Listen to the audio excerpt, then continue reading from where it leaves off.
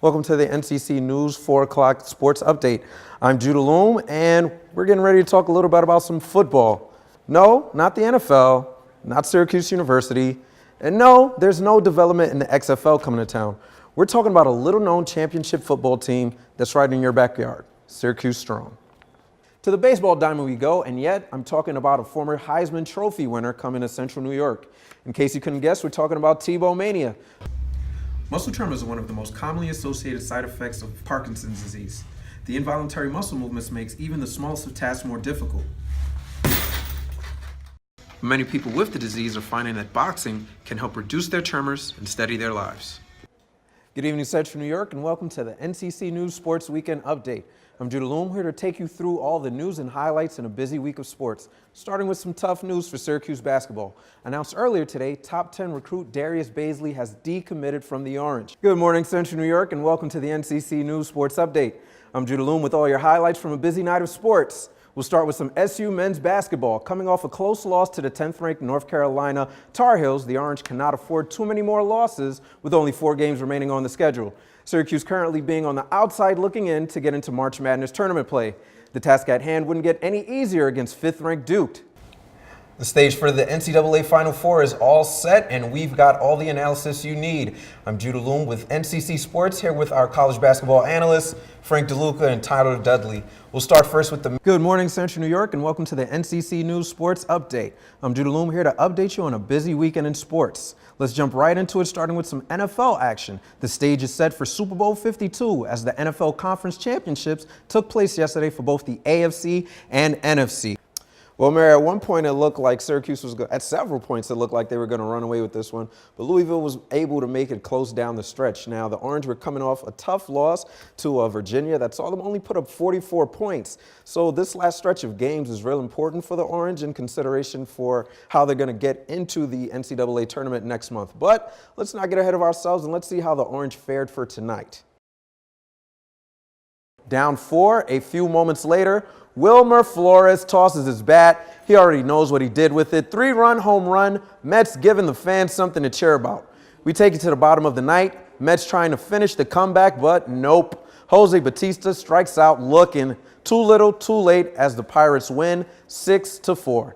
With under 3 minutes remaining, again the Patriots found themselves in the red zone, and again Brady finds Amendola with the pretty footwork in the back of the end zone for the go-ahead score as the Patriots went on to win this one 24-20.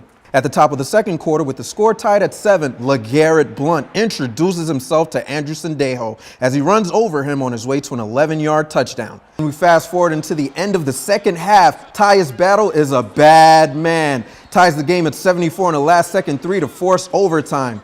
Justin Bohr up to bat and unloads a 2-run shot to left field, giving the Marlins a 6-4 lead. Fast forward to the top of the 8.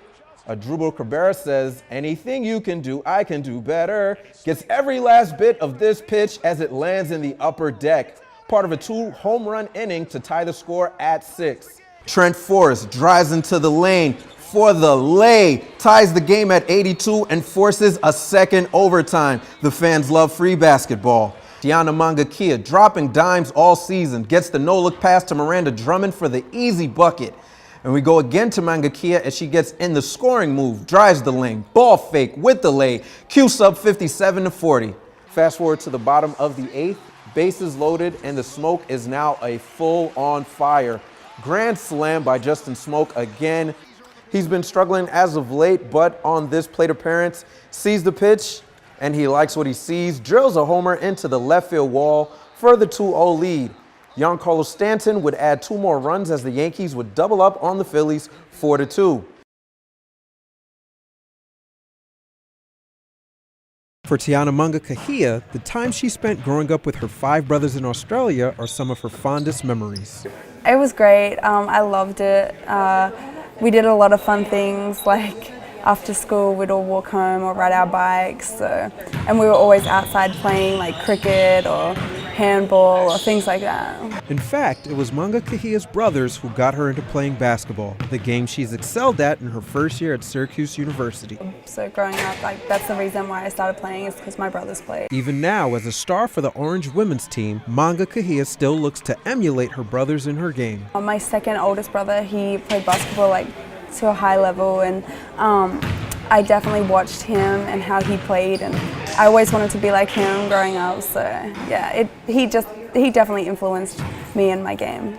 But she's not quite sure who's the best baller amongst her and her siblings now. Tim, yeah. Oh, and then me. Wait, me first, and then him. One thing that is sure for Manga Kahia and Syracuse fans is that her game has proven just how pivotal she is to the success of the Orange. This season, Manga Kahia has skillfully set up her teammates for easy buckets. The sophomore sensation now holds the ACC single-season record for assists. I feel like it's just a part of my game. I'm not thinking about it throughout the game. You know, like I'm just doing whatever I have to do to win. If I don't have 10 assists that game, I'm not fussed as long as we win. As a result of her record-breaking play, Manga Kahia is now on the short list of nominees for the Nancy Lieberman Award, honoring the nation's top point guard in women's college basketball. It's a great honor to be even a part of that, and it would mean a lot to me to win that award, especially because it's my first year, and I didn't get to play for 2 years in Kansas, so I had to sit out a lot, and I feel like I've been through a lot just to get to here. So yeah, that would be a great honor. Manga Kahia hopes that her playing this season will be enough to win the award, and in the long run, be enough to help her realize another goal. After college, that's my goal, is to get drafted into the WNBA. And as well, I want to play overseas in Europe and things like that, so yeah. For now, she hopes to realize another goal in the short term, helping the Orange win a national championship. Jude Allume, NCC News Sports.